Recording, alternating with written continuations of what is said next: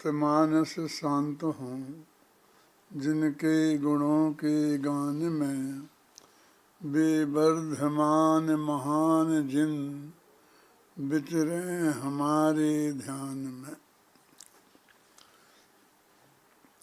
कल अपने आया था कि अपेक्षा को समझेंगे तो ही हमें जैन धर्म समझ में आएगा, अन्यथा जैन धर्म समझ में नहीं आएगा। हम सब अब काफ़ी प्रौढ़ हो गए हैं और सारी जिंदगी भर में जैन दर्शन का गहराई से स्वाध्याय किया है पूज्य गुरुदेव श्री के प्रताप से, और हमको ये असली लगन लगी है और असली चीज़ प्राप्त हुई है।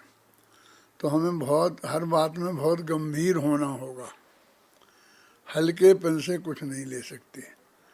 मैं आज आप अपने विरुद्ध ही एक बात आपसे कह रहा हूँ।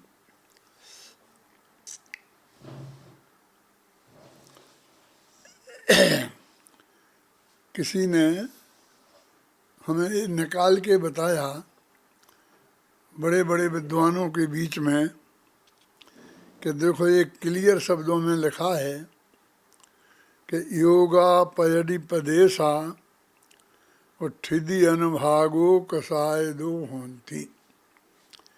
और योग से प्रकृति प्रदेश बंद होते हैं और स्थिति अनुभाग बंद कसाय से होते हैं। और फिर उन्होंने ये पढ़ा तो हमने भी था, सब विद्वानों ने पढ़ाया था, पुराने विद्वानों ने भी, सबने। लेकिन जब उनने कहा कि देखो क्लियर लिखा है कि कसाय से बंद होता है, इसमें मिथ्यात्व से बंद होता है, ये नहीं लिखा। तो हमने देखा कि सचमुच बात है, ये तो इतना बहुत साफ लिखा हुआ है, हमारे ध्यान में क्यों नहीं आई ये बात। बहुत गजब हो गया और हम इतने महिमावंत हो गए उन कहने वालों के प्रति कि हमने यही मान लिया कि मिथ्यात्व बंध का कारण नहीं है।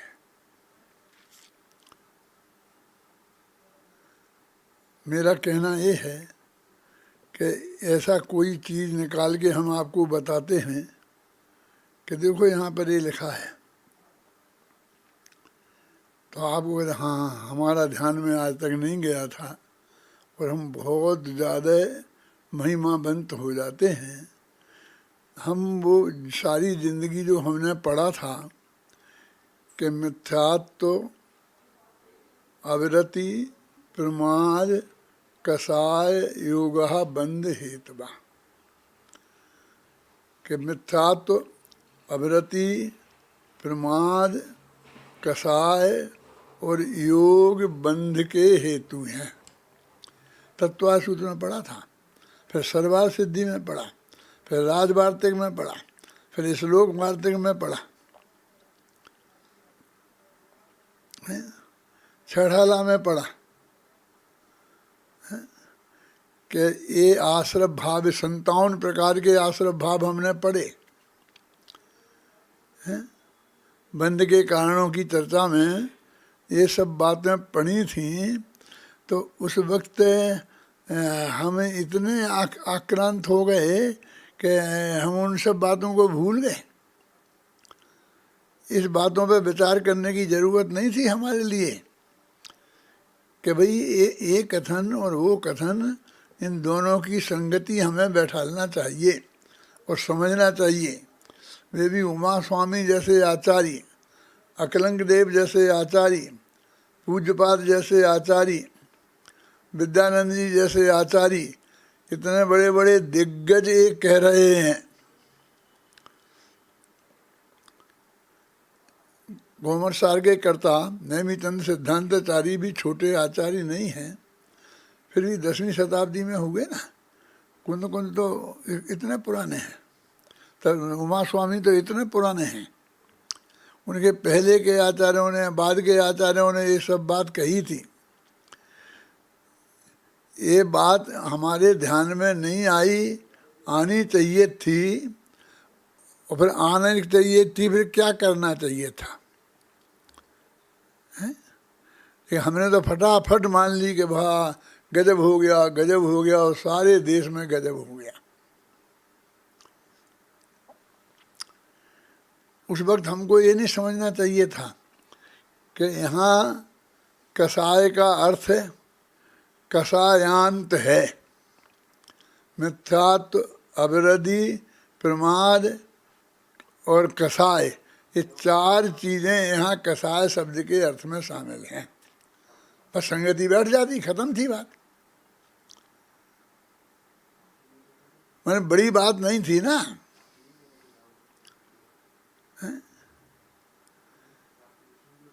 यानी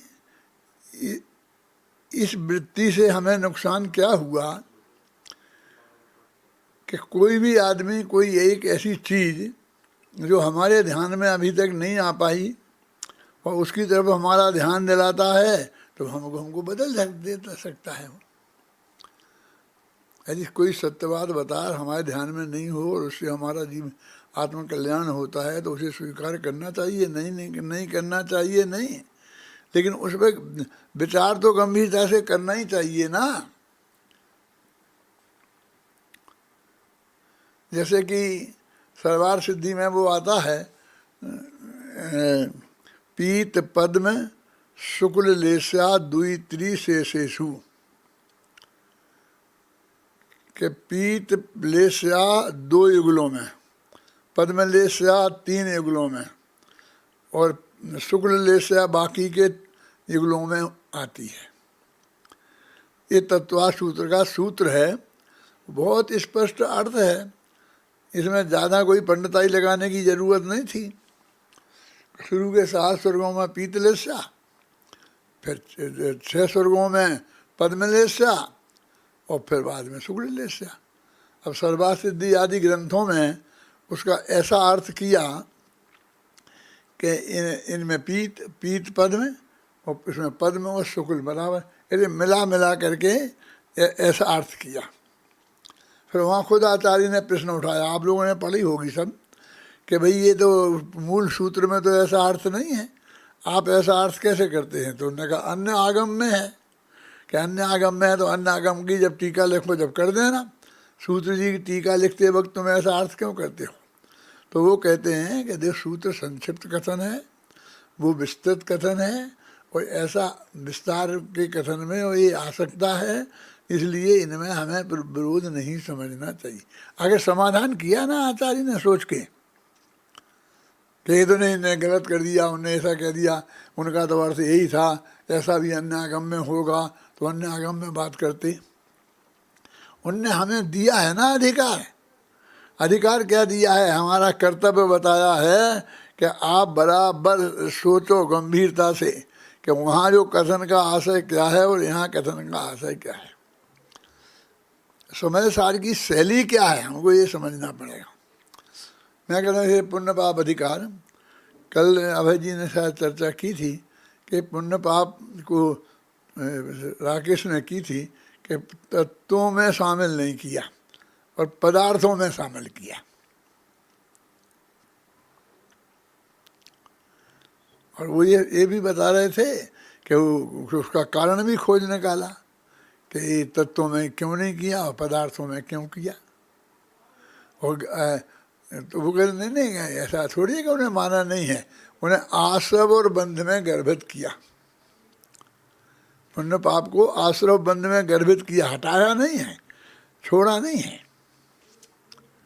लेकिन हमने एक पंक्ति पढ़ ली थी अपने जब तत्वासूत वगैरह पढ़ते थे कि भाई ये 7 तत्व हैं, जीव अजीव आश्रव बंध संबंध निद्रा और मोक्ष है, और इन्हीं में पुण्य पाप को मिला दो तो 9 पदार्थ हो जाते हैं। पढ़ ली थी, मिला दो तो 9 पदार्थ हो जाते हैं। मैंने उस वक्त हमें 7 तत्व नहीं कह सकते। अब हम सोचने लगे भाई 9 पदार्थ, तो 9 पदार्थ क्यों हैं और ये 7 तत्व क्यों हैं? जबकि उन्हीं अमृत चंद्राचार्य ने वो कलश में बहुत साफ लिखा कि नव तत्व गतत्वे पी यदे कृत्व न मुंचती वह आत्मज्योति नव तत्वों में जाकर भी एकत्व को नहीं छोड़ती है। तो 9 को भी तत्व तो लिखा है ना, क्यों? अब उसमें ऐसी बात ज़्यादा खोजने की कहाँ है? बस ठीक है, उन्हें जब पदार्थ गिनाए तो उन्हें 9 पदार्थ के नाम गिना दिए, ख्याल में आए ना? उसमें वो भी गिना दिए, भेद करके गिना दिए। तो ये भेद करके कथन है, ये अभेद करके कथन है। ये बात को हमें बहुत अच्छी तरह समझना चाहिए, स्टाइल को। मैंने कल बताया था, कर्ता कर्म अधिकार इतना बड़ा है, उसमें इतना अधिक महत्वपूर्ण है कि हर किसी न किसी दृष्टि से वो बहुत महत्वपूर्ण है, और हम परद्रव्य के कर्ता नहीं हैं, ये बात हमारी समझ में आना चाहिए। मैं ये कहता हूँ, जैन दर्शन में जब भी कर्तावाद की बात आई तो न्याय शास्त्र में भरा पड़ा है कि कुछ कर्तावादी दर्शन है और कुछ अकर्तावादी दर्शन है। जैन दर्शन, बौद्ध दर्शन, ये अकर्तावादी दर्शन है, 4 भाग, और वे ईश्वरवादी दर्शन जो ईश्वर को जगत का कर्ता मानते हैं। और फिर मुसलमान आ गए और फिर ईसाई आ गए, तो उनने कहा वे अल्लाह को कर्ता मानते हैं, वे गॉड को मानते हैं, तो वे भी कर्तावादियों में आ गए, पाश्चात्य वाले। जब जो ऐसा वर्गीकरण किया था तब तो वे यहाँ थे ही नहीं, उनकी मुख्यता यहाँ थी नहीं। तो इस पर ही सारा ध्यान था।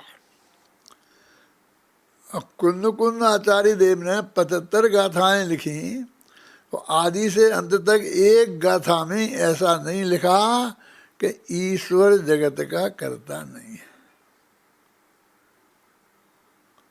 एक जगह इतना थोड़ा सा संकेत है कि भाई जो मुनिराज ईर्ष्या समिति पूर्वक चलते हुए ऐसा मानते हैं कि मैं जीवों की रक्षा करता हूँ, उनमें और गली में चलने वाले पुरुष, रत्था पुरुष शब्द है ना, कि जो ये मानता है कि ईश्वर जगत का करता है, कि मैं जीवों को मारता बताता हूँ, उसमें और इनमें कोई अंतर नहीं है। लिखा क्या नहीं लिखा? बस इतना लिखा। लेकिन उनकी समस्या, वो कहते हैं मेरे सामने सारे मुनिराज बैठे थे और मुनिराजों को ही उन्हें पढ़ाना था, उन्हीं को मार्गदर्शन करना था।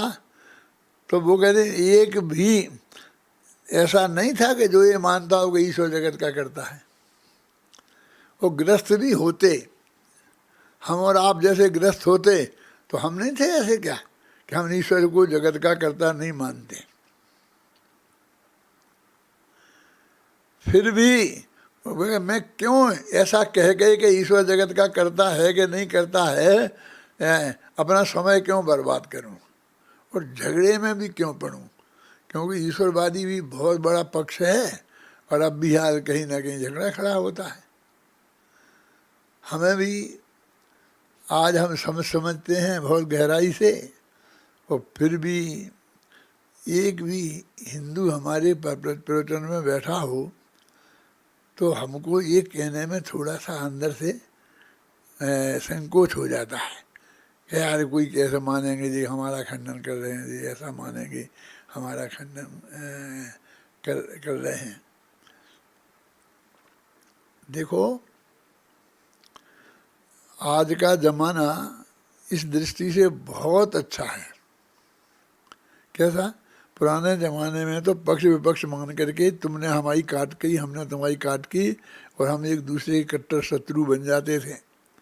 टोडरमल जी के ज़माने तक वही हालत थी कि टोडरमल जी की जान भी इसी चक्कर में गई। आज तो यूनिवर्सिटी में कोई आदमी इस बात का विचार नहीं करता है, चाहे कोई जैन पढ़े, अजैन पढ़े, हिंदू पढ़े, मुसलमान पढ़े, लेकिन वो ये जानना चाहते हैं कि जैन दर्शन क्या मानता है, बौद्ध दर्शन क्या मानता है। वो उसकी असली मान्यता जानना चाहते हैं। वे किसी जैन विद्वान से ये बात करें तो वो जैन विद्वान से ये नहीं सुनना चाहते हैं कि नहीं हाँ हाँ भगवान की मर्जी से होता है, कुछ तो होता है, हमारे यहाँ भी एक अपेक्षा है।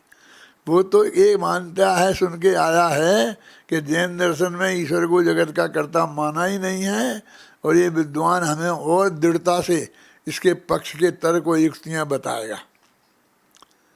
हैं? मैं इस मत का हूँ, फिर भी वो ये जानना चाहता है। इसलिए अभी यूनिवर्सिटी लेवल पर तो ये कोई हमारे झंझट नहीं रहा है। ये तो हमारा ये दुर्भाग्य की बात है कि आज समाज के लेवल पर हमें देवशास्त्र गुरु के बारे में, ईश्वर जगत के कर्ता के बारे में कोई चर्चा नहीं कर सकते हैं, और उसमें झगड़ा होने की संभावना रहती है। तो मैं आपसे ये कह रहा हूँ कि जब वो कर्ता कर्म अधिकार में एक द्रव्य दूसरे द्रव्य का कर्ता नहीं है, ये बहुत मजबूती से स्थापना कर दी उनने।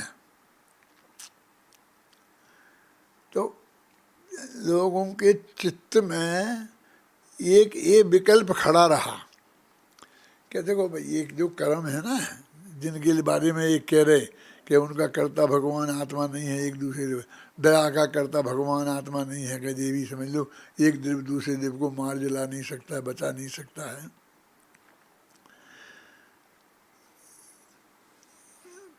तो उनके चित्त में देखो कर्म में दो प्रकार का तो है। कौन सा? कि कुछ अच्छे और कुछ बुरे। हर हम एक बात से कहते हैं कि नहीं वो नहीं है, अच्छे बुरे हैं, बुरे हैं अच्छे नहीं हैं, ये ठीक नहीं है। एक ऐसा पक्ष हमारे हृदय में पड़ा हुआ है। मैं पुण्य पाप अधिकार की चर्चा आपसे कर रहा हूँ। हमारे अंदर में एक कमजोरी पड़ी हुई है कि अभी तीर्थंकर प्रकृति जिससे बंध है वो कर्म भी खोटा है, वो भी कर्म भी बंध का कारण है, वो भी हमारा धर्म नहीं है। जबकि ये शब्द पूज्य गुरुदेव श्री ने हजारों बार अपने सामने कहे हैं और अपने कान में गुरुदेव के मुख से पढ़े हैं, है ना। फिर भी तो वो बनारसी दास जी ने नाटक समयसार में मालूम पुण्य पाप अधिकार का नाम क्या रखा है? मालूम किसी को बता सकता है कोई? नाम में इसलिए नहीं लेता हूँ कि वो कोई बड़ा पंडित है और उसका अपमान हो जाए। मैं पूछ भी नहीं रहा हूँ आपसे, आपको जवाब देने की भी ज़रूरत नहीं है, क्योंकि आपकी इज्जत में ही मेरी भी इज्जत है।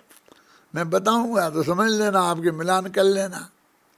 उनने लिखा है, उसका नाम सब जगह तो लिखा था, पुण्य पाप एकत्व द्वार।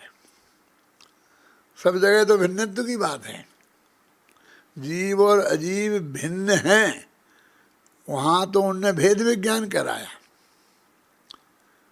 क्या। लेकिन पुण्य और पाप के नाम में ही उनने कहा कि नाम में भी कि मैं हमें पुण्य पाप नहीं समझा रहा हूँ। पुण्य और पाप एक एक ही हैं, और प्रवचन सार में इतना क्लियर लिख दिया कि जो न माने बात यह है, क्या पुण्य पाप में अंतर नहीं है, जो न माने बात यह है, संसार सागर में भ्रमे मद मुँह से आच्छन्न है। राकेश ने कल दोपहर की सभा में इसका उल्लेख किया था कि इतना कि जो ऐसा नहीं मानेगा, मानो क्या मद मुँह से आच्छन्न है वो। और टीका में तो ऐसा तक लिखा है कि वो निगोद जाएगा। है? क्या है? ये जो कुंद आचार्य ने अष्टपहड़ में ऐसा लिखा ना बार बार कि जो ऐसा नहीं मानेंगे वे लंगड़े, लूले और अंधे होंगे। पढ़ा है, आपको ख्याल है? और जब ये पढ़ा आपने तो आपने क्या समझा उसका अर्थ? कि जो अपने ये होते हैं ना बाजार में भीख मांगने वाले, कोई अंधे होते हैं, कोई लंगड़े होते हैं। लंगड़े और लूले का भेद तो समझते होगे ना। पैर टांग में डिफेक्ट हो गए तो लंगड़ा, और हाथ में डिफेक्ट हो गए तो लूला। बबलू समझ में आया ख्याल में? हैं, समझे ना? तो भी लंगड़े, लूले और अंधे, और आंख में डिफेक्ट हो तो अंधे। अब तीन चीजें स्पष्ट हो गई।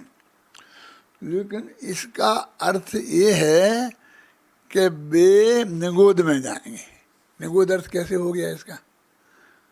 लंगड़े का अर्थ हम समझते नहीं है क्या? लूले का अर्थ हम समझते नहीं है क्या? और अंधे का अर्थ हम समझते नहीं है अध्यात्म लोग। वो कहते हैं कि वे वनस्पति होंगे। तो वनस्पति के पैर नहीं होते, वो चलता नहीं है, इसलिए तो वो लंगड़ा है। और हाथ नहीं है, वो तुम्हें पकड़ता नहीं है, इसलिए वो लूला है। और आंखें नहीं है तो वो देखता नहीं है। ये पेड़ है ना, इनमें वो साधारण वनस्पति हैं जो, तो वो निगोद की अवस्था है। क्योंकि वो निगोद वनस्पति कायक में ही होता है।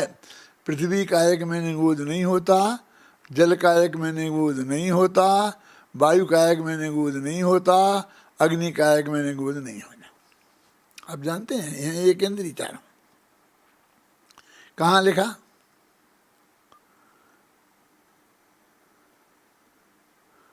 जो जानता है वो ऐसा हाथ उठा देगा। पूछूंगा नहीं मैं, बस सिर्फ जानना चाहता हूं कि कोई उठाता है कि नहीं उठाता। बताऊंगा तो मैं ही।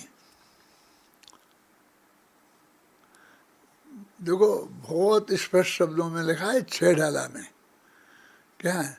निकस भूमि जल पावक भयो और पवन प्रत्येक वनस्पति थयो। वो निगोद से निकला तो क्या हुआ? पृथ्वी कायक हुआ, जल कायक हुआ, अग्नि कायक हुआ, वायु कायक हुआ और प्रत्येक वनस्पति कायक हुआ। माने साधारण वनस्पति छोड़ दिया।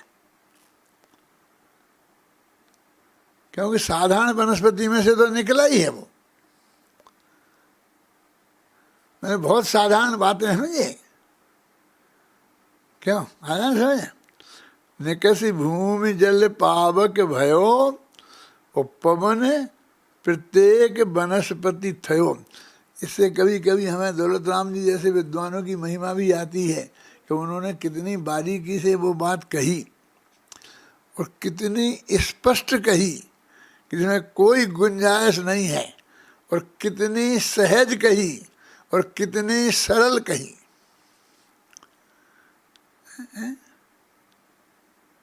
और हमने पढ़ लिया, अभी अभी हम बराबर अर्थ भी रट भी गया तो ऐसे ही बोल देंगे कि वहाँ से निकला साधारण वनस्पति में से मैंने प्रत्येक ये हुआ। लेकिन वो साधारण वनस्पति निगोद है और ये निगोद में से निकला है। फिर वो एक इंद्रिय की पर्याय कितनी धारण करी, 2 इंद्रिय की, 3 इंद्रिय की, सब है ना। तो ऐसी बहुत चीज़ें हमारे शास्त्रों में, समय सार आदि में तो हैं ही, लेकिन अन्य शास्त्रों में भी इतनी इतनी स्थूल हैं कि वो बातें हमारी समझ में नहीं आई।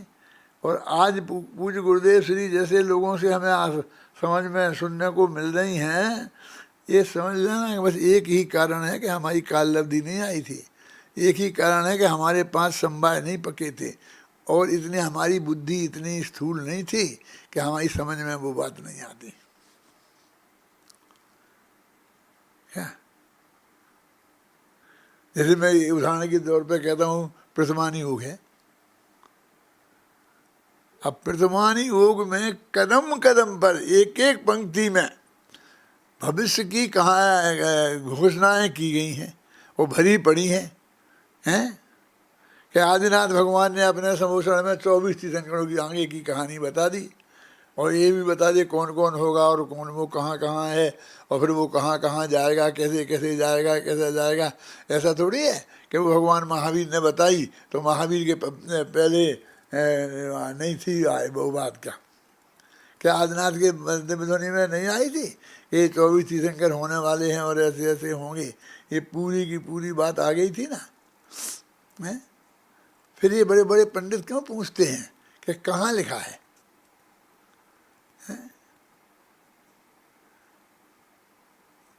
ऐसे ही हमने परीक्षा मुख सूत्र भी अपन लोगों ने पढ़ा था ना कि प्रत्येक समय की ज्ञान की पर्याय का गे नक्की है, लेकिन उससे कितना बड़ा महासिद्धांत निकलता है। उस सबने पढ़ा, सबने पढ़ाया। जब बौद्धों का प्रकरण आता है तो मुझे शांति जी याद आता है कि हमारे गुरुजी हमें पढ़ाते थे परीक्षा मुख सूत्र प्रमेय रत्नमाला, तो उन्होंने ऐसा बताया था कि बौद्ध ऐसा मानते हैं कि ज्ञान के तदुत्पत्ति तदाकार का ये सिद्धांत हमें पढ़ाया था। तदुत्पत्ति तदाकार और तददवसाय हमारी तो समझ में नहीं आया था, लेकिन गुरुजी की में आया था कि नहीं आया था, मैं हम कुछ नहीं कह सकते हैं। क्यों कि वो जब उसका एक एक गे नक्की है तो कुछ भी बदला बदली की बात कहाँ रह जाती है। बोलिए, ये असली क्रमत बजाएगा तो मतलब ये है।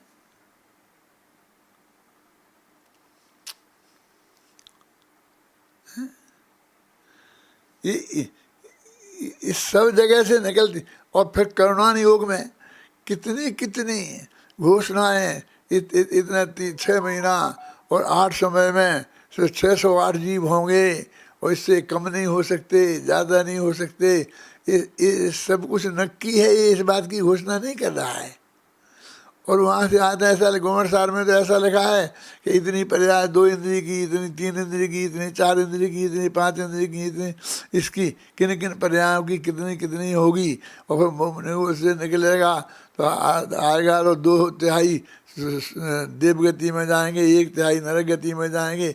ये सब बातें बिल्कुल सब कुछ सुनक्की हैं, इसकी नहीं है। एक मोटी बात और मैं आपको बोलता हूँ। जब सोनगढ़ में त्रिकाली तो भगवान आत्मा की तत्व की चर्चा होती थी तो कुछ बड़े बड़े पंडित सूक्ष्म से सूक्ष्म से सूक्ष्म से कहते थे ना, सूक्ष्म से। पर जब टोडरमल जी को पढ़ा तो उसमें लिखा कि ये तो बहुत स्थूल है। जिनको वे सूक्ष्म कहते थे उन्हें टोडरमल जी ने कहा स्थूल है। और सूक्ष्म क्या है? सूक्ष्म का एक उदाहरण दो राजकुमार, बोलना मत, ध्यान आकर्षित कर रहा हूं तुम्हारा। 1 लाख योजन का सुमेरु पर्वत है, ये सूक्ष्म है। इतना मोटा 1 लाख योजन का है, वो सूक्ष्म है। क्यों मोटा नहीं समझना? क्यों? क्योंकि वो हमारी बुद्धि से नहीं समझा जा सकता। उसे केवल भगवान की दिव्य ध्वनि से ही समझना पड़ेगा। कुंद कुंद जैसे समर्थ आचार्य भी ये नहीं कहते कि मैं देख के आया हूं, वे भी ये कहते हैं सर्वज्ञ भगवान की वाणी में आया है। जो सर्वज्ञ भगवान की वाणी के आधार पर जितना भी ज्ञान है वो सब सूक्ष्म है। अध्यात्म समझ में आए ना? इसमें हमारी अकल नहीं चलती, इसमें हम ये अकल लगाने की कोशिश करते हैं। और वो कहते हैं कि ये 7 तत्व तो बहुत स्थूल हैं। कैसी बात करते हो कि ये जो राग तुम्हारे अनुभव में नहीं आता है? देखो, राग जो अपना गुस्सा आता है ना, गुस्सा, तो गुस्सा सूक्ष्म है कि स्थूल है? बबलू, क्रोध नामक जो कर्म है ज्ञानावरणादि कर्मों में, वो कारमान प्रगणा का बना हुआ है शांति जी, वो स्थूल है, वो मूर्तिक है ना? और आत्मा का राग जो है वो अमूर्तिक है। भले ही तुम पर में डाल देना, उसमें रूप रसगंध स्पर्श नहीं है, फिर भी राग स्थूल है और कर्म सूक्ष्म है। क्योंकि वो कर्म हमारे पकड़ में नहीं आता। इतने सूक्ष्म परमाणु हैं उसके कि वे आँख से दिखाई नहीं दे सकते, है ना? कार्य और राग तो हमें स्पष्ट, गुस्सा आता है ना तो हर एक को अनुभव में आता है, दूसरे का नहीं। दूसरे का तो शरीर की क्रियाएं देखकर गाली बकता है, उससे हमें समझ में आता गुस्सा, अनुमान का विषय है। अपना तो अनुभव का विषय है। हमें अभी गुस्सा आ रहा है तो गुस्सा स्थूल है, अनुभव में आ रहा है, हैं? जो केवल ज्ञान गम्य है वो सब सूक्ष्म है। अब उसमें कोई तर्क युक्ति नहीं लग सकती है, ख्याल में है ना। उसमें तो सिर्फ आगम ही शरण है, और आगम जितना उपलब्ध हो, जैसे अभी उनने कह दिया कि दो मिल गए कि फलानी स्त्रियां कितनी हैं कि सिद्धों से, भूतकाल के हुए सिद्धों से अनंत त्रिगुणी या सप्तगुणी।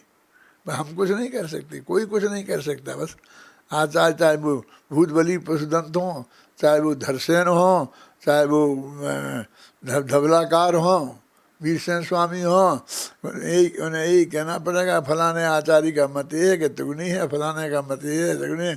कैसा तुम्हारा क्या मत है कि हमारा क्या मत है? हमारा ये मत है कि फलाने आचार्य का ये मत है और फलाने आचार्य का ये मत है, कि हमारी जबान नहीं उपड़ती कि हम उनसे ये कह रहे हैं। तो ये जो केवल ज्ञान गम्य जितने कथन हैं, 3 अनुयोग भरे पड़े हैं। उनमें से कौन कौन? कर्णानुयोग, चरणानुयोग और प्रथमानुयोग। ये 3 अनुयोग जिसमें से भरे पड़े हैं, वे सब अत्यंत सूक्ष्म कथन हैं, क्योंकि हमें वो सर्वज्ञ की वाणी के आधार पर ही मानने पड़ेंगे। अध्यात्म, इसके लिए पहले हमें सर्वज्ञ की श्रद्धा, सर्वज्ञ का स्वरूप बहुत अच्छाई से समझना चाहिए, और हमारे चित्त में उसके प्रति अनंत श्रद्धा बहुत मजबूती से होनी चाहिए। अन्यथा ये समझ लो सब पर क्रॉस लग जाए। मैंने लिखा है इसमें, कौन सी किताब में लिखा है, अभी जो मैं लिखी कविताएं उनमें ही, भरत वाले में नहीं है। ये जो है शायद वे देवसास गुरु का वर्णन है, जिसमें दोहा शतक में लिखा कि भैया देवसास गुरु के आधार पर तो धर्म है। एक दफे उनके प्रति हमारी श्रद्धा भंग हुई तो सब साफ है। ये बात कही है जिरमानी में, वो सत्य है कि नहीं है? सुमेर पर्वत 1000 योजन कम है कि ज़्यादा है, इसमें शंका हुई तो जो उनने बताए थे कि 24 तीर्थंकर होती, इसमें भी शंका हो गई। फिर साफ, फिर जो तत्व ज्ञान उन्होंने बताया है उसमें भी शंका, फिर आत्मा का जो स्वरूप बताया है उसमें भी ये शंका हो जाएगी। वो कितने जबरदस्त। अब आप सोचिए हमारे चित्त में क्या है। देखो मेरे चित्त में बार बार ये बात आती है सब लोगों से कहने के लिए कि ये इसका निर्णय जब तक पक्का नहीं हो तब तक सहजता हमारे जीवन में नहीं आ सकती। हमको वो सहज स्वीकार नहीं हो सकता। कोई भी चीज हमको सहज स्वीकार नहीं हो सकती। इतनी बात है कि हम कहते जा रहे हैं, हम अपने बच्चों से कहते जा रहे हैं, और फिर भी कोई नहीं सुन रहा है और नहीं मान रहा है। समस्या उसकी नहीं है, उसके तो 5 समवाय जैसे होंगे, जो होना होगा वो ही होगा। समस्या तो हमारी ये है कि हमारा चित्त उसमें सहज क्यों नहीं रह पाता है। मैंने बहुत सोचा सुनील, कि ये हमारे जितने भी तीर्थंकर थे, समझ लो ऋषभदेव को ही पकड़ो, तो ऋषभदेव के सामने उनका जो परिवार था वो सामने अभी था, और आगे की भी उनकी सारी कहानियाँ, यहाँ मारीच तक की, उनको महावीर तक की आ गई ना, यहाँ तक की सब कुछ दिख रही थी। और भूतकाल छोड़ दो, समझिए आप समझे। अब वर्तमान आदिनाथ को महावीर तक का तो सब दिख रहा था, और आप नहीं थे ना, वो मारीच तो सग गई पोता था ना। तो वो अनंत सुखी कैसे हो सकते हैं? मैं लोगों से कहता हूँ कि प्रवचन सार का ज्ञान तत्व प्रज्ञापन में ज्ञानाधिकार और सुखाधिकार समझना चाहिए। ज्ञानाधिकार से ज़्यादा सुखाधिकार महत्व क्यों है कि वो इतने जीव दुखी हैं, ये मारीच की सारी पर्यायें उन्हें दिखी और फिर बाद में महावीर की पर्याय दिखी और उनके चित्त में रंच मात्र भी अशांति पैदा नहीं हुई, आनंद में भग्न नहीं हुआ। बस ये धर्म है। तुम ये कर सकते हो तो धर्म होगा। कहने साहब अभी हमें तो बहुत राग द्वेष के धनी हैं, हमें ऐसी कैसी अपेक्षा हो सकती है? होना पड़ेगी। श्रद्धा की अपेक्षा तो होना ही पड़ेगी। कल मैंने आपको समझाया था कि वो अनंतानबंदी अप्रत्याख्यान और प्रत्याख्यान इनका भेद समझो। क्या श्रद्धा की अपेक्षा हमको बिल्कुल पक्का होना चाहिए, बिल्कुल रंच मात्र भी उसमें वो नहीं आना चाहिए, भंगे विकल्प की भूमिका खड़ी नहीं होनी चाहिए। इस बात को हम सब लोग बहुत गंभीरता से विचार करें। तो देखिए उन्हें समझाना था कि पुण्य पाप दोनों कर्म हैं, उनमें धर्म कोई नहीं है, उनमें अच्छा कोई नहीं है, बुरा भी कोई नहीं है। ये तो परद्रव्य है ना, वो तो पर तत्व है ना। पुण्य पाप के जो कारमान वर्णनाएं हैं वो तो अजीब अजीब स्पष्ट हैं और पुण्य पाप के भाव हैं वे आश्रम हैं। शांति जी अब बोलिए, अजीब में तो अपना कुछ होने की सवाल ही नहीं है, वो तो हमारी गे मात्र हैं और आश्रम तो गे के साथ हे भी हैं। समझना पढ़ना। अभय जी मैं आपको पढ़ने के लिए कुछ माल दे रहा हूँ, इसके आगे पढ़ो। मैं कहाँ से कौन सा निकालना पड़ेगा? हे उपाधि की व्यवस्था है इसमें, रूला शतक में। हाँ रूला शतक में ही है। हे के उसमें मैंने ये मैं बता देता हूँ, फिर निकाल देना कोई निकल आए तो। सुनो कि अजीब तत्व तो सिर्फ गे है, हैं? अजीब तत्व तो सिर्फ गे है, लेकिन आश्रम तत्व तो गे के साथ हे भी है। वो हे गे की सारी व्यवस्था है इसमें 2-3 छंदों में, हैं? ये चेतना वाली बात भी बहुत महत्वपूर्ण है, लेकिन मैं अभी नहीं कह रहा हूँ। एक खोजने का काम किसी एक को रहने दो, मेरी बात बाकी के लोग ध्यान से सुनो, हैं? कि आश्रम तत्व तो गे भी है और हे भी है। आप उस वक्त जब आप पढ़ोगे तो आपको लगेगा इसकी क्या ज़रूरत है, हम इतने बड़े पंडितों को ये बताने की क्या ज़रूरत है, और ये दादा भी इसमें कहाँ उलझ गए, इसमें ऐसी कौन सी बड़ी बात थी। लेकिन जो मैं बात बता रहा हूँ वो सुनो। तो आश्रम तो हे तत्व हे भी है और गे भी है, लेकिन अजीब तो सिर्फ गे है। आकाश द्रव्य सिर्फ गे है, उससे हमारा और कोई संबंध नहीं है। हे आप समझे, गे गे गे है मात्र। तो वो उसमें हमारी रंच मात्र भी हेयत्व में कोई कमी हो जाए तो वो कहते हैं पुण्य और पाप में दोनों एक से हे हैं। जिस भाव से तीर्थन के प्रकृति बने वो भी गुरुदेव फरमाते ना, वो दोनों हे पना उनमें एक सा है कि नहीं।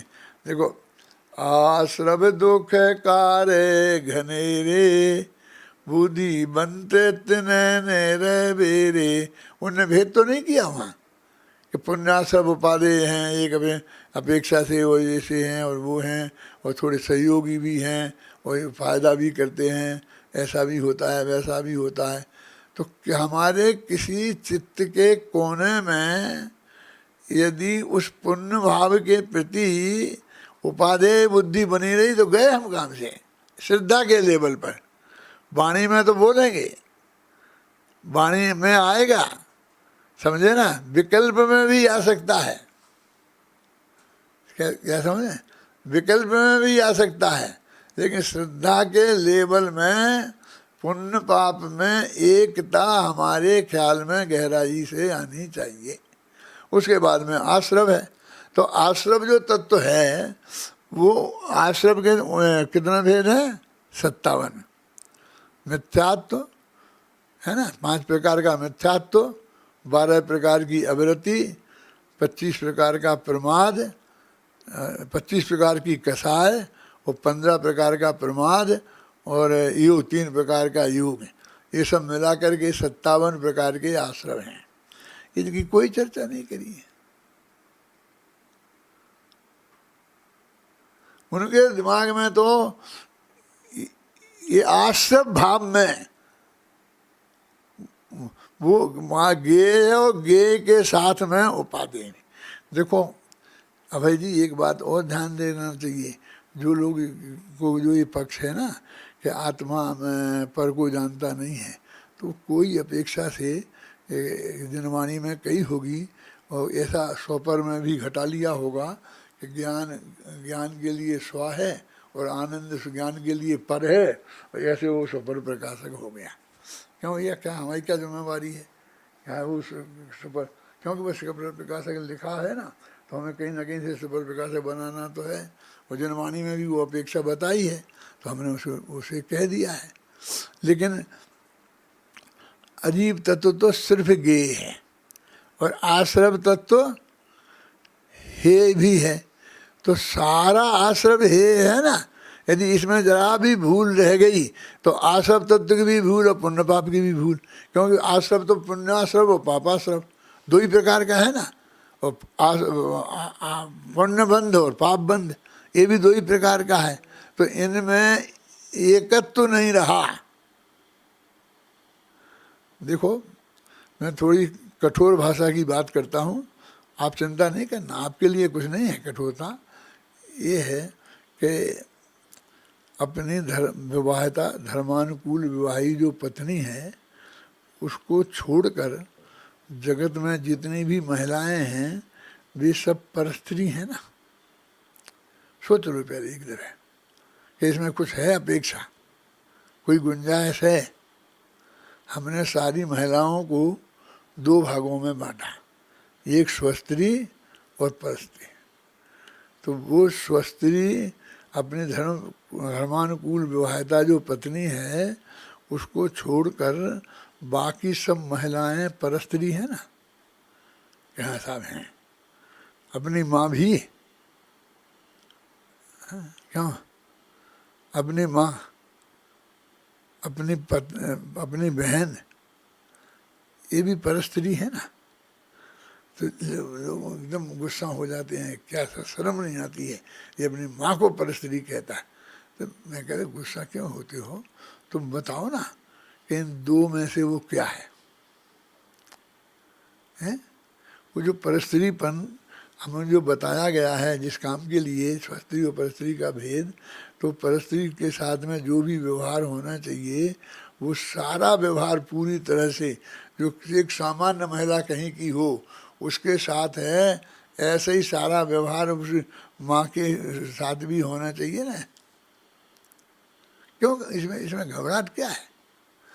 ऐसे ही जब हमने पुण्य और पाप दोनों को हे माना तो हमको तीर्थों की प्रकृति को हे कह के देखो, कोई को अपने दिल से पूछो, अपने दिल को नहीं होता रहेगी वो।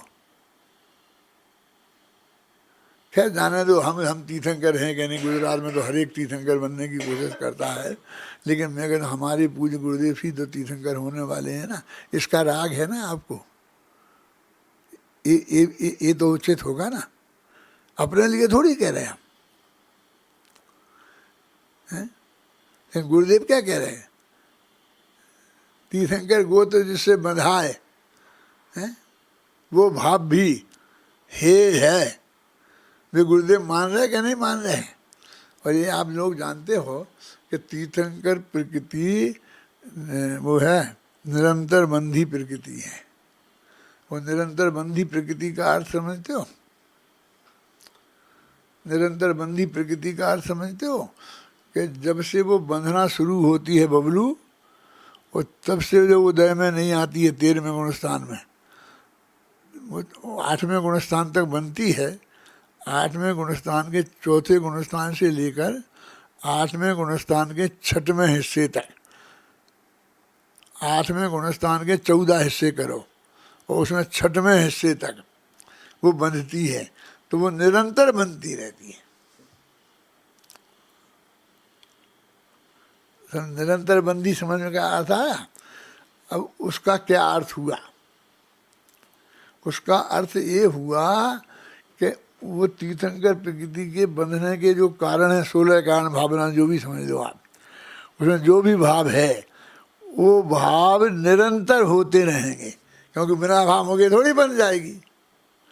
माने उस दिन से आज से हमको वो बंधी, माने राजा श्रेणिक नरक में हैं और तीर्थंकर प्रकृति बनना शुरू हो गई है। वो केवली के पादमूल में बन गई थी, यहाँ पर महावीर के में तो अभी बन रही है। तो वहाँ ऐसा पुण्य वो नरक के पहले नरक में हो रहा है, जब उन्हें डंडे पड़ रहे हैं तब भी हो रहा है, और जब वे दूसरों को डंडे मार रहे हैं तब भी हो रहा है।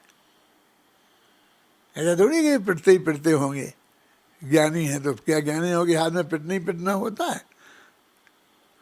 वे पीटते भी होंगे, समझिए ना, पूरा झगड़ा होता होगा ना, लेकिन तीर्थंकर प्रकृति बंध रही, वो कोई चीज वहाँ ऐसी विद्यमान है, निरंतर बंधी प्रकृति है ना, उसका अर्थ है। तो अभी गुरुदेव बोलते ना, वो माना वो भी हे है, वो भी उपादेय नहीं है, तो गुरुदेव के दिमाग में 24 घंटे ये पुण्य में हे पना बस रहा है ना। मैं कहता हूँ ये है उनका सम्यक्त। कि तुमने क्या देखा गुरुदेव में सम्यक्त? क्यों है? तुम देखते हो ऐसे बैठे थे, ऐसे कर रहे थे, ये नहीं कर रहे थे, चदरा उड़े थे, नहीं खा रहे थे, ये नहीं कर रहे थे। अरे इनमें क्या देखना? वो सिद्धा 24 घंटे उनके पास, उनमें वो परिणाम है कि नहीं है? वो परिणाम होना चाहिए कि नहीं होना चाहिए? और मैं तीर्थंकर होके मोक्ष जाऊं, ऐसा भाव सिद्धा के लेवल पर होए तो समझ लो कि तेरे को अभी सम्मा दर्शन बहुत दूर है। क्यों दूर है सुनील? क्योंकि तुझे जो होना है वो नक्की है और तुझे वो सहज स्वीकृत नहीं है। हमें तर्क और युक्तियों से तुझे क्यों समझाना पड़ रहा है?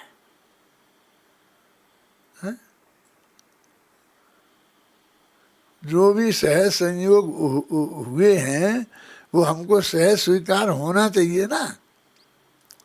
हमारे सब बैठे, हम साथ में बैठे हैं, हम सगे भाई भी हैं, माँ बाप भी हैं, बाल बच्चे भी हैं, और अड़ोसी पड़ोसी भी हैं, और शत्रु भी हैं, जो भी हैं हमारे परिचय में।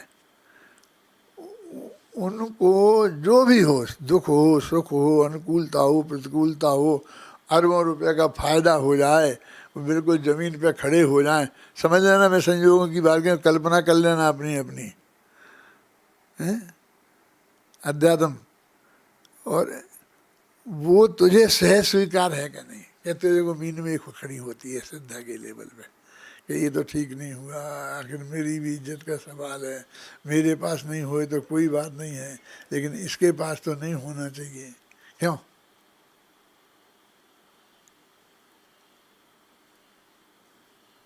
साहब इतनी बारीक बात नहीं है, ये बहुत स्थूल बात है। तुझे सहजता से स्वीकृत होनी चाहिए ना। वो जो तेरी बिल्कुल बराबरी का था, तेरी कोई प्रतिबंधता थी, तो वो एकदम प्रधानमंत्री बन गया, तो भी तेरे चित्त को वो सहज स्वीकृत होना चाहिए। और वो भीख मांगने लग गया तो भी तेरे चित्त को सहज स्वीकार होना चाहिए, सहज स्वीकार होना चाहिए। पर तेरे तुझे तो जान, तेरा करना धरना तो उसमें कुछ है ही नहीं। अपने भगवान महावीर को, आदिनाथ को, जो सर्वज्ञता से सहज हैं, उन्हें सब सहज स्वीकृत है क्या? नहीं है। असली धर्म बस ये है। बोलो, मैं सहजता पर इतना लट्टू क्यों हो रहा हूँ? उसका क्या अर्थ है, क्या समझ, आप सोचो तो।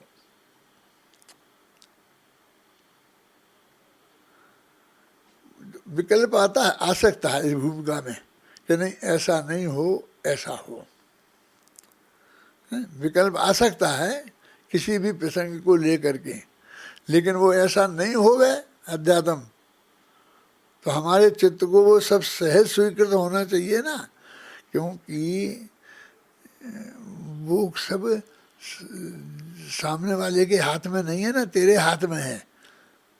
आप समझे, वो पुण्य पाप के हाथ में भी नहीं है, समझ ले, क्योंकि वो तो सब सुनिश्चित पहले से है। ये पुण्य पाप एक तरह से उसको बंधने के ये बाध्य हैं।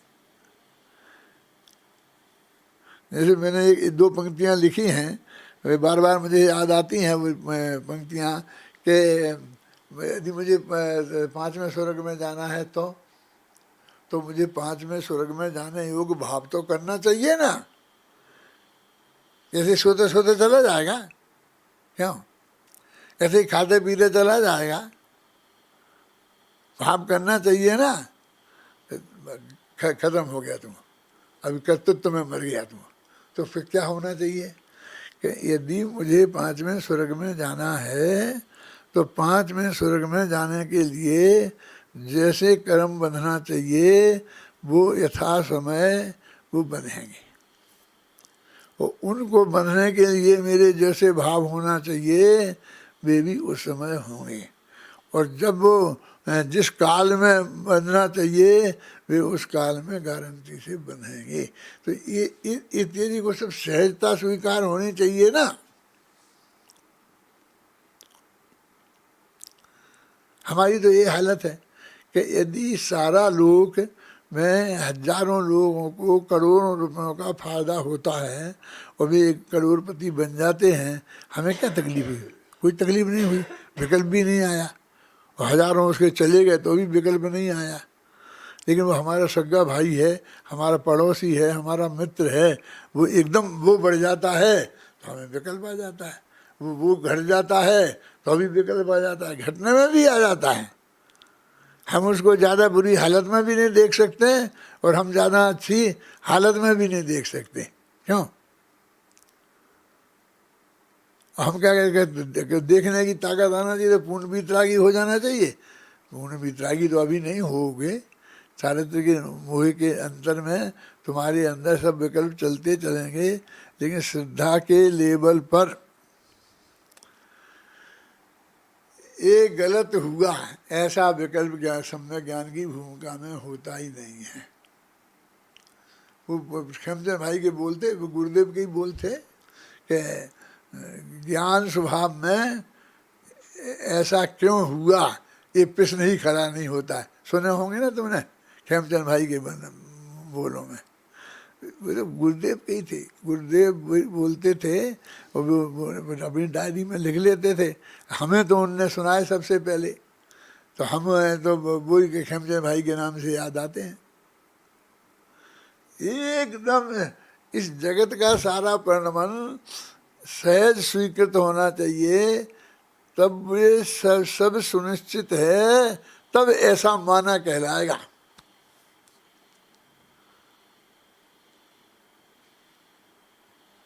तो हम क्या करें, इस दिशा में प्रयत्न करना चाहिए ना।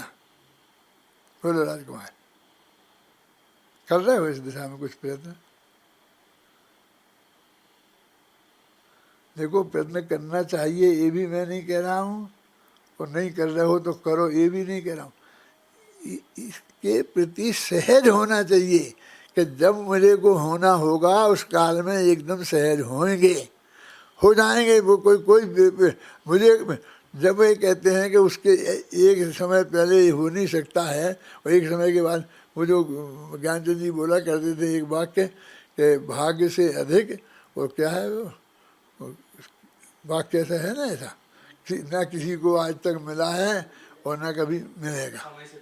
हाँ, समय से पहले और भाग्य से अधिक। देखो, ये वाक्य भी किसी ज्ञानी का होगा और पूज्य गुरुदेव श्री का भी हो सकता है, लेकिन वे बहुत रस ले करके बोलते थे। लेकिन इसमें यही बात तो लिखी है कि समय के पहले और भाग्य से अधिक ना किसी को आज तक मिला है और ना आज तक मिलेगा। बोलो इस पर ही पक्का भरोसा हो जाए तो काम होता है कि नहीं बबलू? बोलो। चलो तुम्हारे अनुभव से तुम्हारे में ये बात आती है कि नहीं आती है? अनुभव से तुम्हारी समझ में ये बात आती है कि नहीं है कि ये बात सच्ची है? हैं? अनुभव से भी हमें समझ में आती है ना, 50 तरह से हमने सब देख लिया है। तो क्या साहब वो तो पूर्ण वीतराग भाव की बात हो गई कि हम इस सब के प्रति ऐसे वीतरागी हो जाएं। हाँ, श्रद्धा के लेवल पर होना पड़ेगा, सम्यक दर्शन करना है तो। चारित्र के लेवल पे हो गई तो सम्यक चारित्र हो जाएगा, मोक्ष हो जाएगा, वितरागी हो जाओगे। तो अभी इन दोनों का भेद हमारे लिए समझना बहुत जरूरी है। घबराना नहीं। यदि आपका चित्त इस बात के लिए बहुत व्याकुल भी हो जाए बबलू कि आपको जिस इष्ट था जो आदमी के लिए, समझो अपने पुत्र के लिए इष्ट था, अपने मित्र के लिए इष्ट था, और वो नहीं हुआ, तो जो आपको दुख होगा, बहुत दुख होगा। आप 1 घंटे रोए, कोई चिंता की बात नहीं है। क्या वो तो चारित्र मोह के अनुसार होगा, लेकिन आपको जब गंभीरता से निर्णय पे आए, विकल्प में आए, तो श्रद्धा के लेवल पे वो स्वीकृत होना चाहिए कि नहीं कुछ भी गजब गजब कुछ नहीं हुआ है, ये सब हो सकता है? अप्रभावित रहकर जानना और जानकर अप्रभावित रहना, ये सर्वज्ञ की परिभाषा है ना। तुम्हें सर्वज्ञ बनना है ना, तो ये सीखना पड़ेगा कि जानकर अप्रभावित रहना और अप्रभावित रहकर जानना।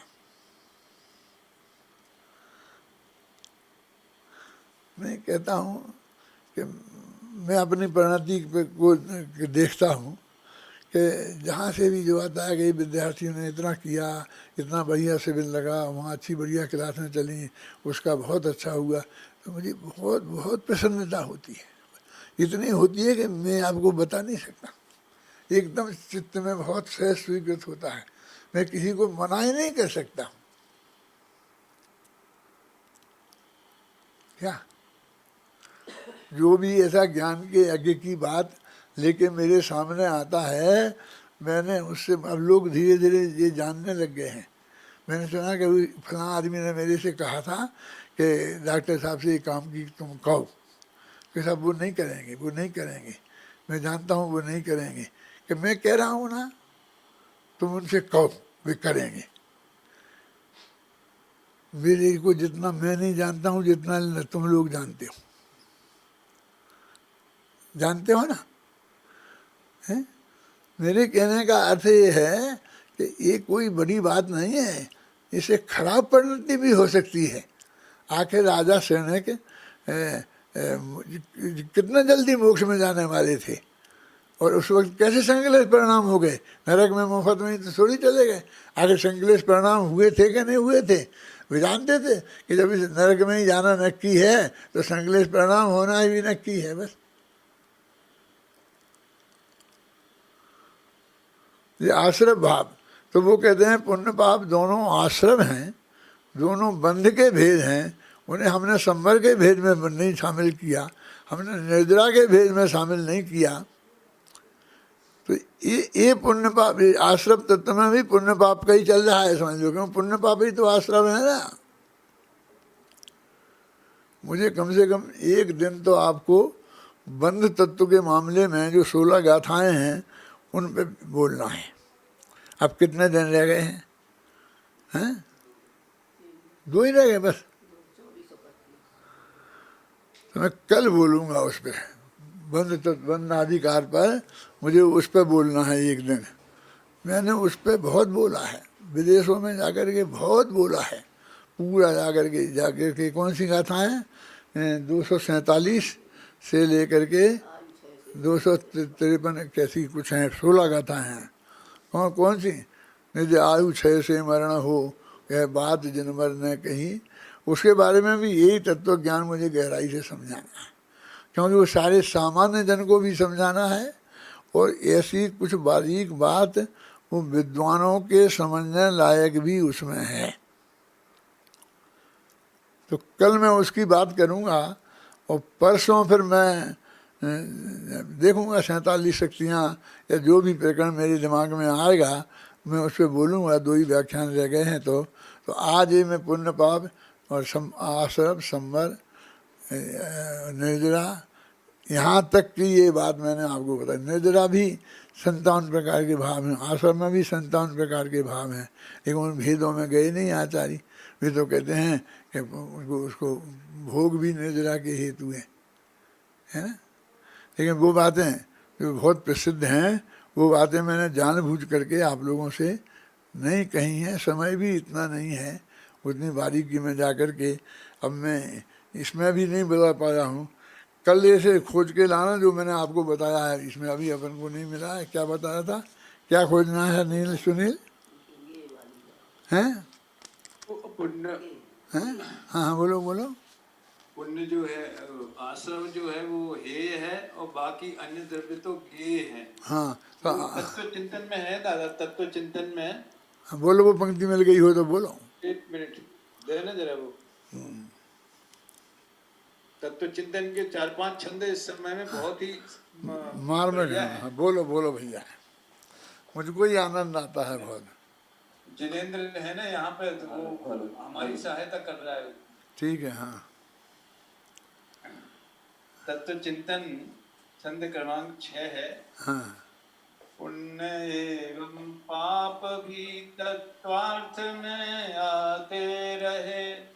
पुण्य एवं पाप आश्रव बंध के ही भेद हैं। पुण्य आश्रव पाप आश्रव इस तरह से बंध में, इस पुण्य बंधर पाप बंधर भेद करते रहे हैं। यद्यपि षट द्रव्यमय सारा जगत ही गेय है, किंतु सब पर द्रव्य केवल गेय केवल गेय हैं। आत्मा के विकारी परिणाम आश्रव बंध भी, वे पुण्य एवं पाप भी तो गेय हैं पर हे है। हाँ पर हे भी है, इनके साथ में हे भी लगाया आप गे के साथ में। हाँ मुक्ति संवर निर्जरा ये गेय हैं उपादेय हैं। गेय अपना आत्मा श्रद्धेय है अरुदेय है। निज आत्मा में अपन सम्यक्त्व है श्रद्धान है। निज आत्मा में रमणता ही आत्मा का ध्यान है। और हाँ श्रद्धान एवं ध्यान ही तो मुक्ति मग में मुख्य है। निज आत्मा की साधना आराधना ही मुख्य है।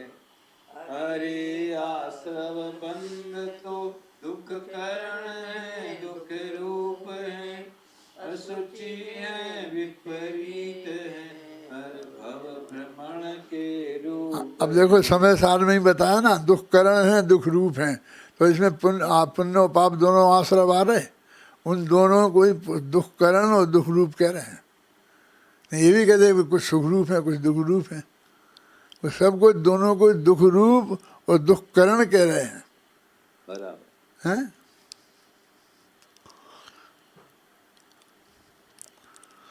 ठीक है भाई, दूसरा है।